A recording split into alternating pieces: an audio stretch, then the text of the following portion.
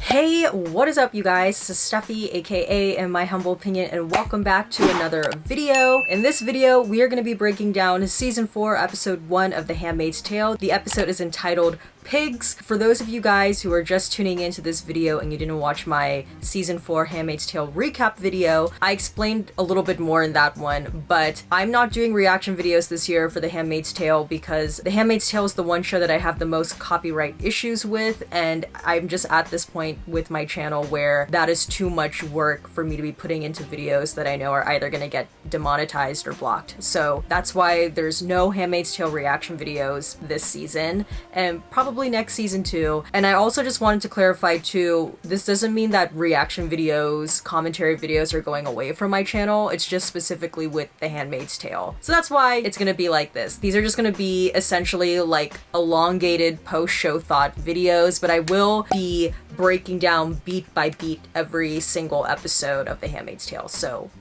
you can kind of just like have me on in the background like a podcast. But yeah, alright, so let's get into this episode now because I'm so excited to talk about it with all of you.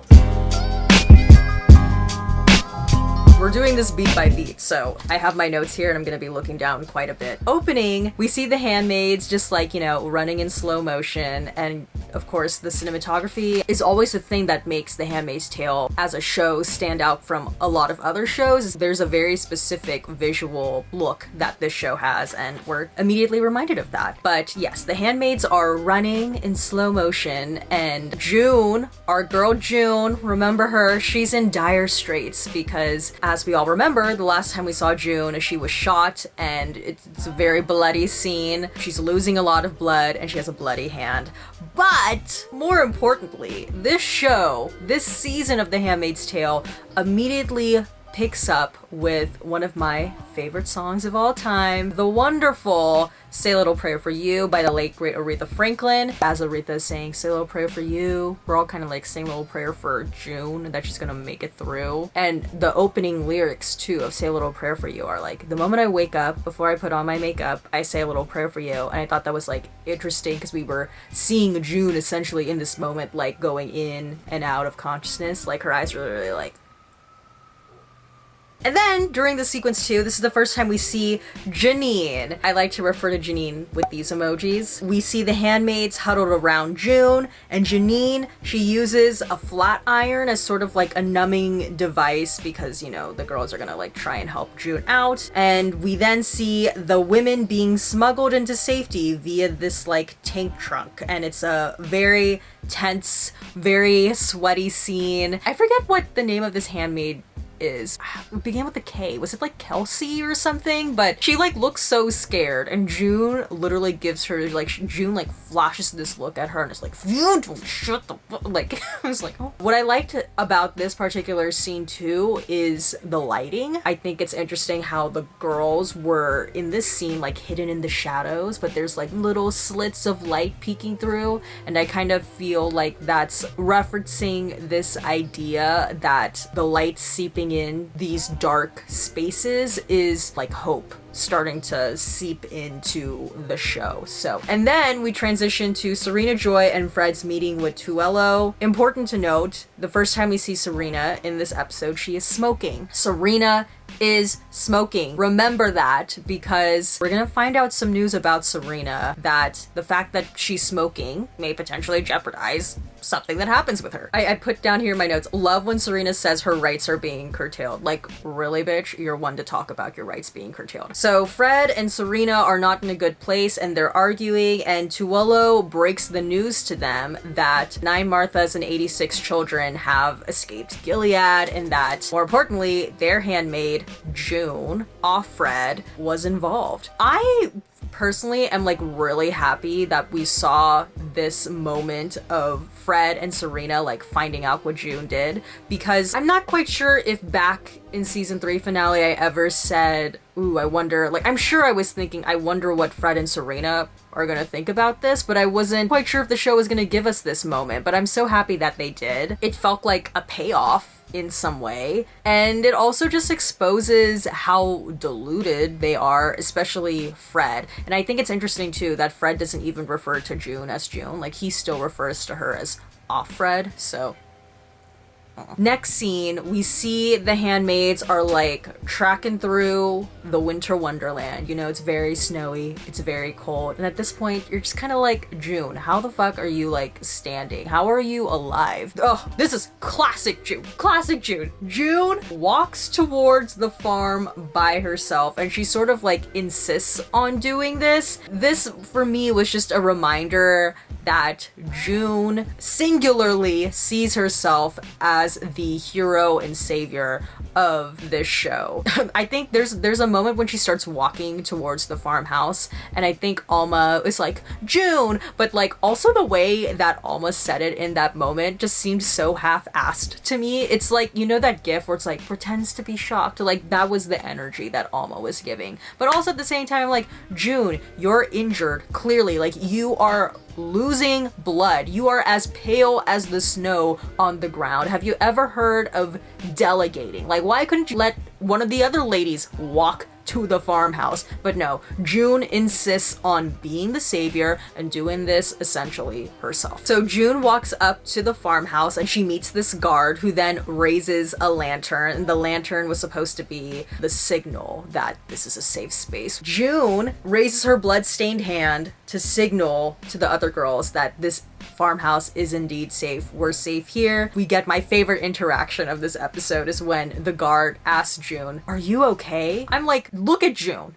Does it look like she's okay? But just to reassure, the guard then tells her that she's safe, and then June collapses because June loves the drama. We are then introduced to Mrs. Keyes, who is played by McKenna Grace, and she is no longer executing Paula Abdul cold-hearted snake choreography in Haunting of Hill House. She is now here in The Handmaid's Tale, yelling at Janine. And her character, Mrs. Keyes, she's basically a child bride. She is the 14-year-old wife of a commander, and she's kind of a June stan. When she immediately meets June, she tells her in June's like subliminal conscious state, she's like telling June, "I had dreams about you." I really immediately get the sense that despite the fact that Mrs. Keyes in her situation obviously feels trapped, June to her is like a symbol of hope. Like, she really puts June on a pedestal. This is my hero. So then after we get this scene, we see Aunt Lydia for the first time this season, and she is on trial with the council,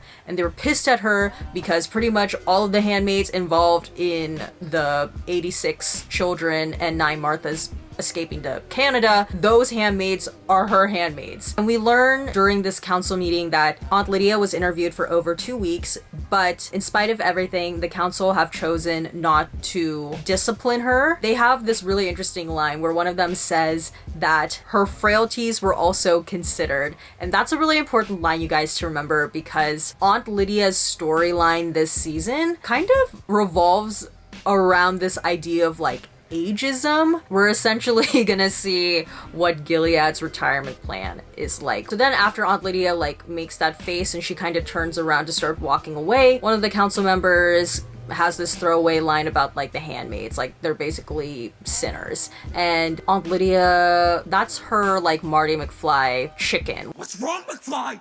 Chicken?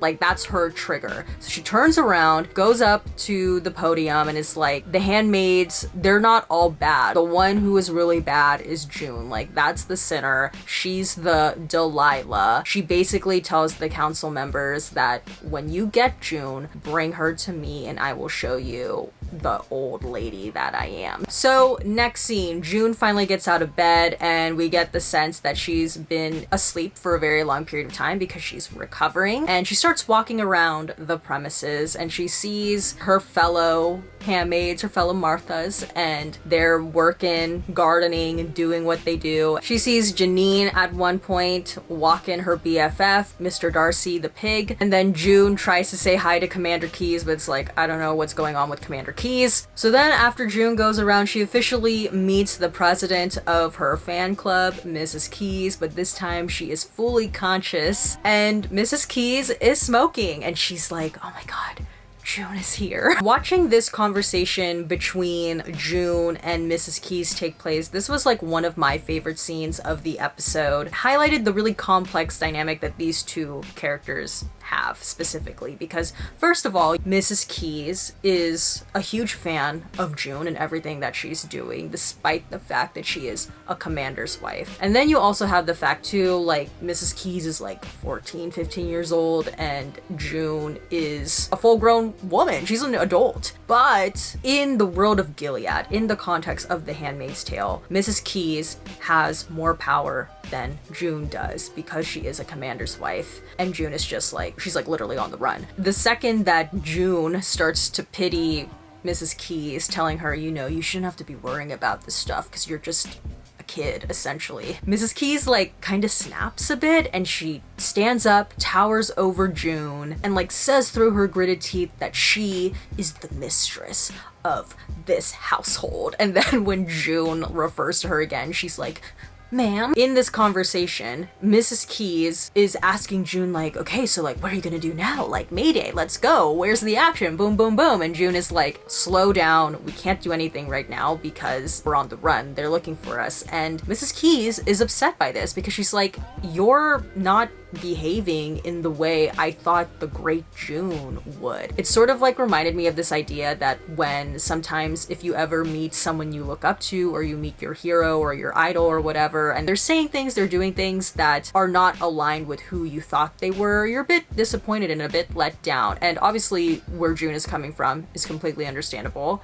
But I guess this also reminds us of Mrs. Keyes's like innocence, her naivete, if you will, to the whole world, the whole situation, and the fact that she is being let down by her idol hero person in this moment. Okay, so then after that conversation, Nick, who we see for the first time, Nick meets with Joseph, Commander Lawrence, and he discusses Gilead's invasion plan on Canada to essentially bring all the children home. He also tells Commander Lawrence in this conversation, like, thank you for your service. But I will say, on the topic of the invasion plan, I feel like this is something that maybe we will see more of in season 5, because we don't really see that develop this season, at least in the 8 episodes that I saw. But next scene, we see once again Janine is very sweet, sensitive, trying to give Mr. Darcy his last sweet moments of mercy in this life before he is killed. After Mr. Darcy's killed, we then have lunch. The handmaids are happily eating, they're talking, definitely a different vibe from the way they would be behaving in Gilead. But Mrs. Keyes, who is sitting at the head of the table, she's pissed. And I think that's like further highlighted too when in this scene, Mrs. Keyes essentially makes Janine eat Mr. Darcy and she snaps, because I think that was also her way of like trying to assert her power over these women and show like, I'm the mistress of this household. And June is kind of like looking at Mrs. Keyes like, what the hell? And Mrs. Keyes then after this scene like storms out and June follows her and she kind of gets Mrs. Keyes together. And in this scene, it reminds me of this like mother-daughter dynamic. After the disgruntled child like throws a temper tantrum and the mother follows her and tries to get her together essentially. And then this is when we learn that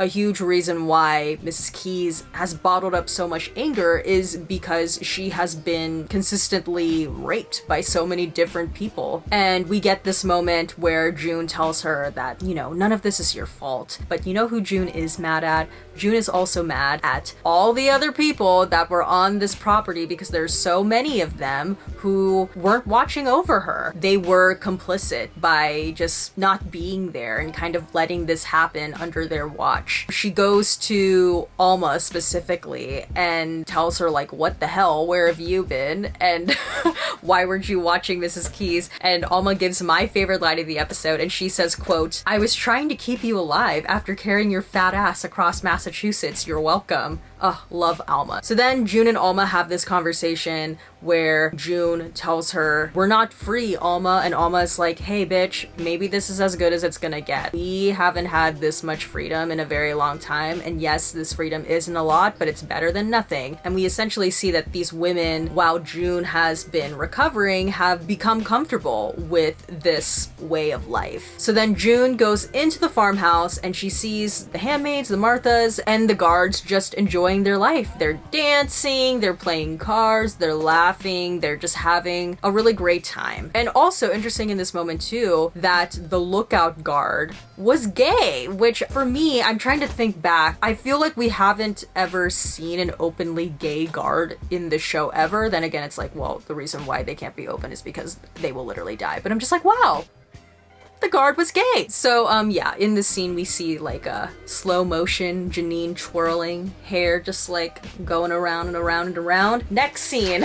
Nick tells Joseph that he has convinced the council members to allow Joseph to be a consultant on these invasions. They also show that Commander Lawrence has been taken care of while he's been in prison, like he's getting a shave. But here's my thing. With Commander Lawrence, it's like, and I'm pretty sure I said this in season 3, he always seemed a bit of an aloof mystery to me because you were never quite sure like where he stood. But I felt like towards the end of season 3, where he stood was starting to become a little bit clearer. I felt like that really came through in the season 3 finale when he decided to stay behind and atone for the mess that he made. But now, like when we pick up here in season 4, I don't know, I'm just like still very confused as to where he stands. We're kind of backtracking a little bit, so I'm not quite sure how I feel about the way that they've written Commander Lawrence, at least in this episode. Meanwhile, though, we then go back to June and we see her meeting with Commander Keyes. This time, Commander Keyes seems to be a bit more with it,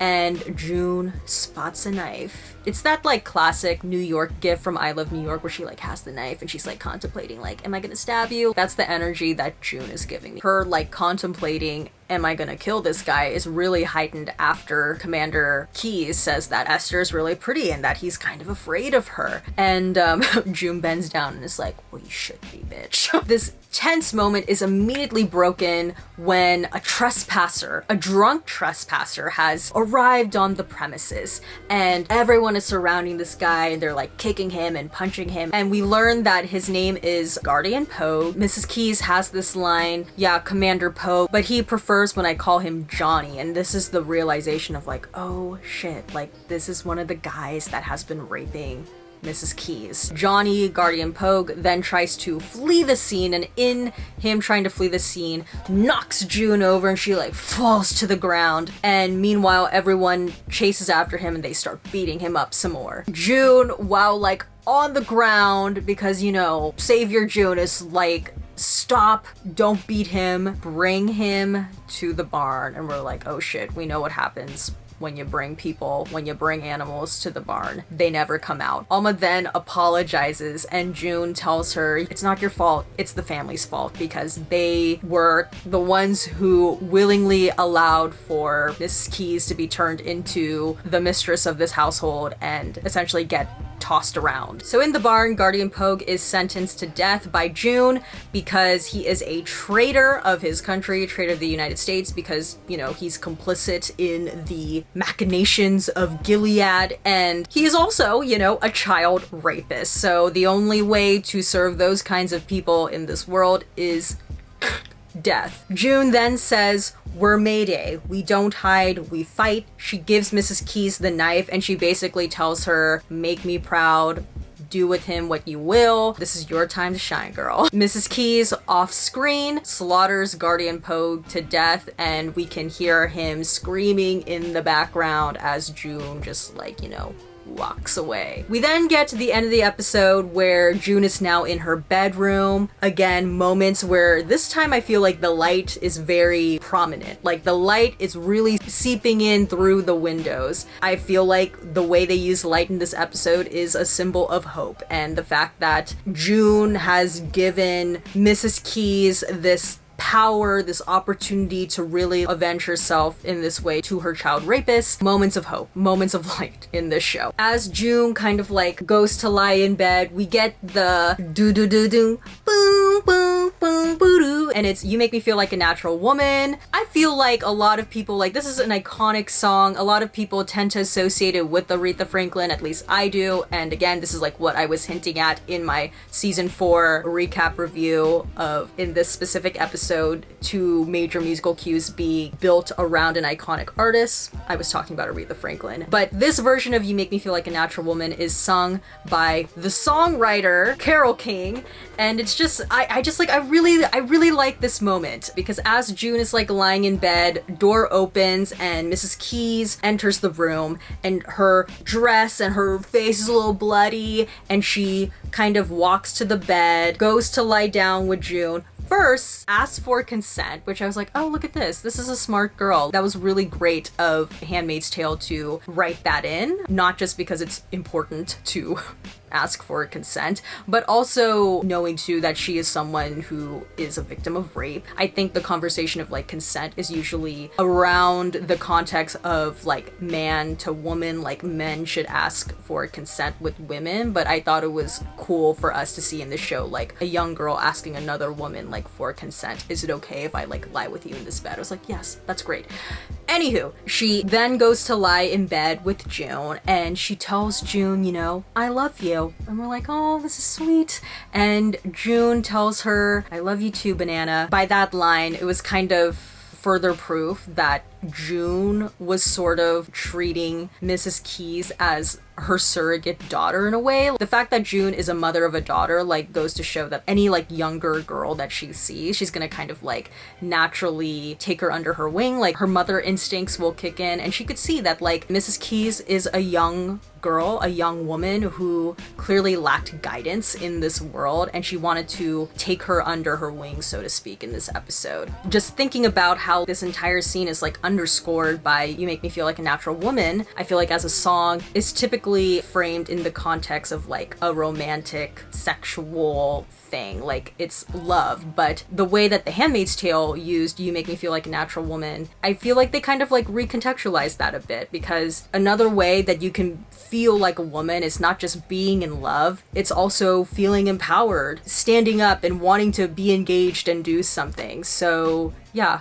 I guess in a way, like June, Mrs. Keys, they like each made each other feel like a natural woman in that sense. Not in like a sexual way, but just in the way of like being empowered.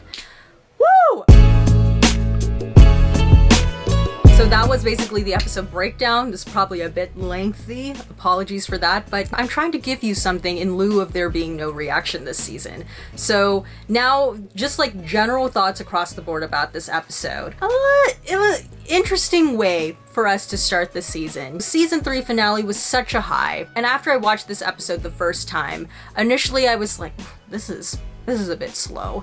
And after watching this episode again for a second time, I still feel that way. I think there's definitely things after watching it play out again that hold more meaning. The first episode of the season is essentially used as a way of setting up plot for characters, and you know, they did that with Serena and Fred. They did that with Aunt Lydia and the ageism she's gonna feel, and they even did that with like Nick and Commander Lawrence. But I feel like in the context of June and her character arc journey, I just question how specifically this episode did that. Because for me, this episode was sort of like June becomes big sister to Mrs. Keys. Like this was the big sister, little sister episode of The Handmaid's Tale. And while it's very sweet to watch June sort of take someone under their wing and mentor her in some way, I'm also at this point too, just in the show in general, where I'm like, come on, let's go. Like, let's really move the story along. This episode in particular was more so in service to the character development of Mrs. Keys instead of the character development of June. And I'm sure if you're watching this episode right now, you've probably watched episode 2. Like, it just all feels so anticlimactic to me because Mrs. Keys as a character disappears after episode 2. Like, you don't see her again. So that just kind of like leads me to asking, like, why did we spend so much time with this character, developing her character, when she's just gonna be gone after 2 episodes? I really do wonder if this episode was necessary in the grand scheme of things. Alright, right, so now we go into our question for you guys, and I want to know, how did you guys feel in general about the way they decided to start off their 4th season? I feel like for me, like, it was sweet, but at the same time I'm just like, but why? So let me know your thoughts on that in the comment section below.